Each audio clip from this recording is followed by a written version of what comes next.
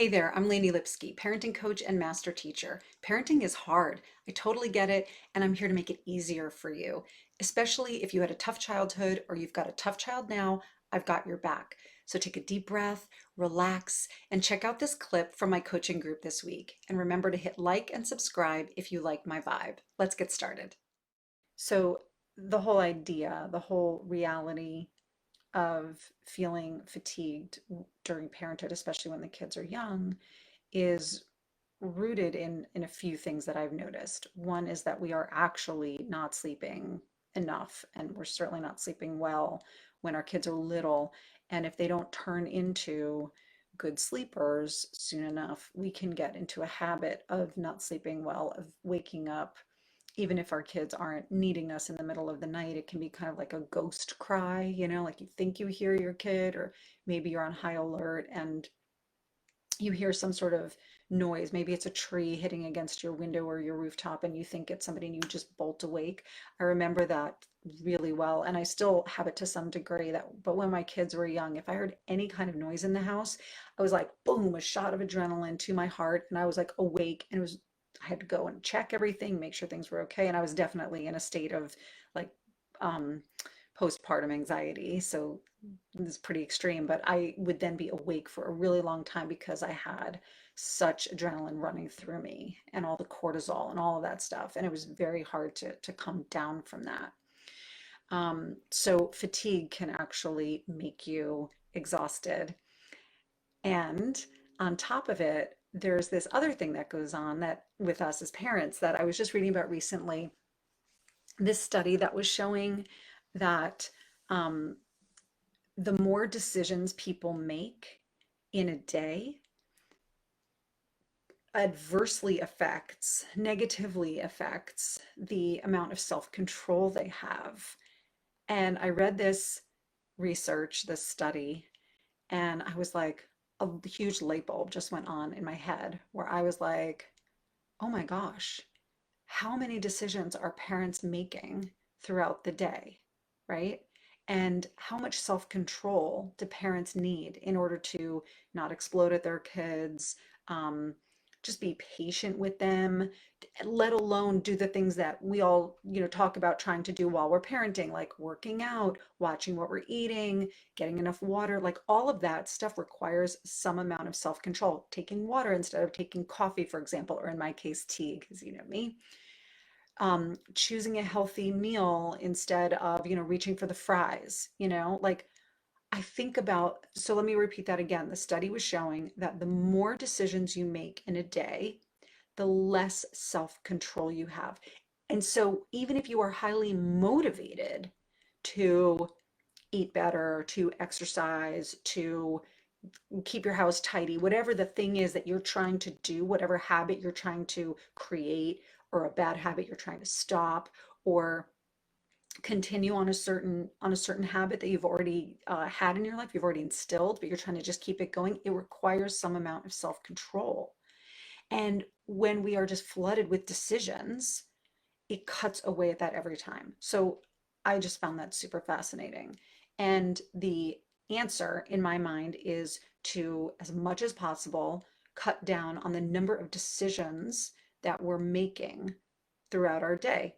Now, certain things are not going to be, you can't just stop making decisions about everything, right? But what you can do is you can create a system for your life so that certain things are placed on sort of automatic pilot. For anybody who has put their bills on auto pay, you're just kind of not thinking about it anymore. It's this, and it's a relief, right? You're not sitting down with the checkbook and figuring out where to pay and what day you're going to pay and when it's going to be late. Like it's taken care for you. Your bandwidth is not spent on that anymore. Same idea applies here. Where can you in your life right now, as it is, put some things on automatic in your house, in your family, to reduce the number of daily decisions that you're making so that you have more self-control saved for the things that really matter, like being patient and being good to yourself and exercising all of your self-care practices that we talk about, right? Um, So, one place that I think is possible to do is to make one day of the week like your laundry day. If you don't already do that, a lot of people do this just kind of naturally. They want a rhythm and they're taking care of it. But um, if you're not already doing something like that, if you assign a day to doing laundry, then you're not dealing with decision of when to do laundry throughout the week. And I'm just going to add this in about laundry. My kids have been doing their own laundry since they were 9, I think, 9 and 7, maybe 9 and 11. I can't remember exactly right now, but somebody was 9. Either my younger one or my older one, and they're 2 years apart. And I have laundry pods. I was like, oh, they can't handle the big jug with the liquid in it. I mean, I can barely handle that stuff. It gets gross. But laundry pods, magic. They can throw them and they can do their laundry. So my kids, pick a day so they're not thinking about it also, right? So maybe you're making Sundays your day for, in our house, we do laundry. We make sure shampoo is being used because there's a lot of showers where shampoo isn't being used. And we make sure that our nails are all checked and cut if necessary. So we're not thinking about, oh, I need to cut my nails. Like these sound really tiny, but they're actually any place where you can reduce your decision making is going to enable you to have more bandwidth for your own self-control. And like I'm saying here with the example of the kids having Sundays being their day in my house, where they're making sure that their rooms are 100% tidy, they're doing their laundry, they're taking care of stuff on Sundays, it's reducing the bandwidth that they need to spend on when am I going to do it. So I wanted to give you an example that I do for myself, but that I also share with my kids. What's another example that you can use around this?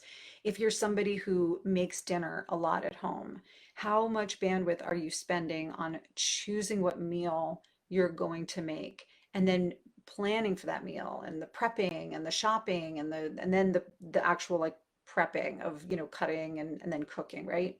For me, the meal planning is a decision process that I really don't enjoy. And I started using something called HelloFresh, and I'm not a sponsor or anything of HelloFresh, but that took the thought out of it for me. So that was how I reduced my decision making. All I have to do is follow the instructions that HelloFresh sends with each meal kit, and like I'm good to go.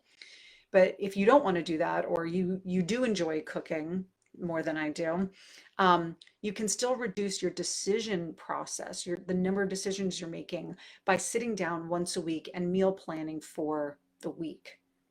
And you can make decisions that, you can go even further and say like, every Tuesday is going to be fish. And then, on Tuesdays, you just have to choose a fish dish, right?